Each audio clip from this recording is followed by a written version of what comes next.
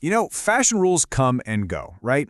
But what if I told you about one that's thousands of years old, and it has nothing to do with style? It's about two specific fabrics you probably have in your closet right now.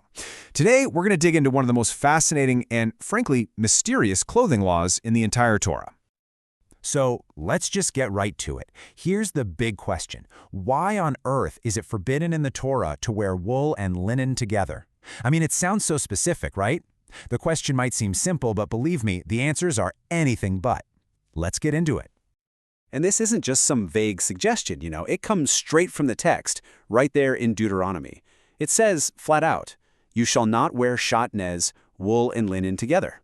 It's an explicit command. So, what exactly is this all about? All right, so before we can even begin to tackle the why behind this rule, we've got to get a handle on the what. First things first, let's decode this ancient fashion law. Okay, so the word for this is Sha'atnez, and this is where it gets really interesting. This kind of law is called a chok in Hebrew. A chok is basically a divine decree, something that doesn't have an obvious logical reason. It's not about health or safety in a way we can just point to. It's on a whole other level. It's a spiritual principle. And the word itself, Sha'atnez, it's actually super cool. The ancient sages tell us it's not just some random sound. It's actually an acronym that breaks down the whole process of making the fabric. Shua means combed, tavi is for spun, and nuz means woven. Pretty clever, right? And when they say it's forbidden, they are not kidding around. This isn't about having a 50-50 blend. The rule is so strict that it can kick in with just 2 threads. That's right, one little wool thread sewn together with one little linen thread can make the whole garment forbidden. Talk about attention to detail. But, like any good rule, there are some very specific boundaries. So for example, you can totally wear a wool coat over a linen shirt. No problem. Why? Because they're not actually sewn or woven together. And here's another key point. This is all about wearing it. So if you've got a couch with some wool and linen in the fabric, don't worry, you're in the clear. Okay, so we've got the what down. Now for the really fun part, the why. We're going to look at 4 different clues, some historical, some mystical, that try to get to the bottom of this ancient mystery. All right, clue number 1. For this, we have to go way, way back, all the way to the beginning, to the story of the very first brothers, Cain and Abel. So according to an ancient commentary called the Midrash, think about their offerings. Abel, the shepherd, brought a sacrifice from his flock, wool, and Cain, the farmer, brought one from his crops, specifically flax, which is what linen is made from. After that whole tragic story, the idea is that God declared that these 2 things, representing the sinner and the righteous, should just never be mixed. Okay, for our second clue, we're going to leave that field behind and step into a place of incredible holiness, the Mishkan, the portable tabernacle the Israelites had in the desert. See, this specific wool and linen combo, it wasn't just some random blend. This was the VIP fabric. It was used for the holiest of holies, the curtains of the tabernacle itself, and the special vestments worn by the high priest. So the logic here is pretty clear. This combination was reserved exclusively for divine service. It was set apart. You just didn't wear it to go about your day. Clue number 3 brings in a whole different angle. This one is all about identity, about drawing a line in the sand. The idea is that this law was meant to make the Israelites distinct, to separate them from the cultures all around them. So thinkers like the great Maimonides point out that, well, guess who was wearing wool and linen mixed together? Pagan priests during their rituals.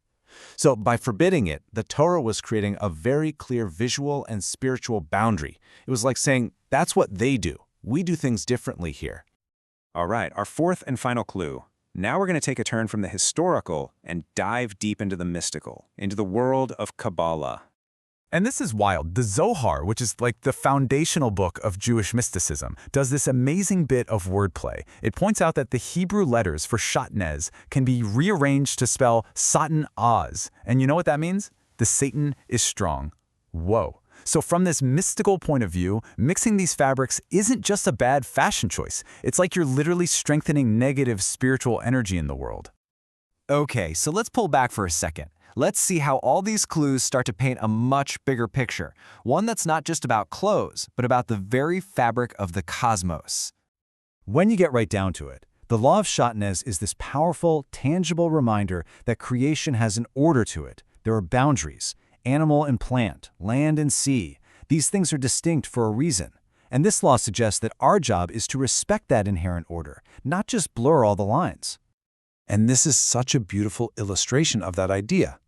You've got wool, which comes from an animal. It represents this dynamic, active, living energy. Then you have linen, which comes from a plant, from the earth. It represents something more static, more grounded. These are seen as two fundamentally different spiritual forces. And the idea is, in our everyday world, you just don't smash them together. But there was one and only one exception to the rule: the Holy Temple. Why? Because the temple was considered the one spot on the planet where heaven and earth literally met. It was a place of such profound, ultimate harmony that these two opposite forces could not only coexist, but could actually be unified in a holy, perfect way. So, okay, ancient priests, the temple, Cain and Abel, what does any of this mean for us right now in the 21st century? How does this ancient rule even apply? Well, it's clearly about way more than just clothes. For people who still observe this today, it's a profound act of faith. It's about saying, there's a divine wisdom here that I might not fully get, but I'm going to trust it. It turns something as simple as getting dressed in the morning into a spiritual act, a way of bringing holiness into your life, and, in a small way, maintaining that cosmic balance we talked about. And really, this all circles back to one of the biggest themes in the entire Torah, this call to be holy. That verse from Leviticus kind of says it all. You shall be holy to me, for I am holy. A law like Sha'atnez is one of the ways that giant, abstract idea becomes a real, tangible, everyday practice. And that kind of leaves us with one last thing to chew on. You know, we usually think about being holy or spiritual in terms of the things we do, the big gestures, the good deeds.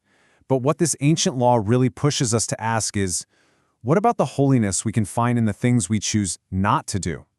In the boundaries we respect? In the restraint we practice? It's a pretty powerful thought, isn't it?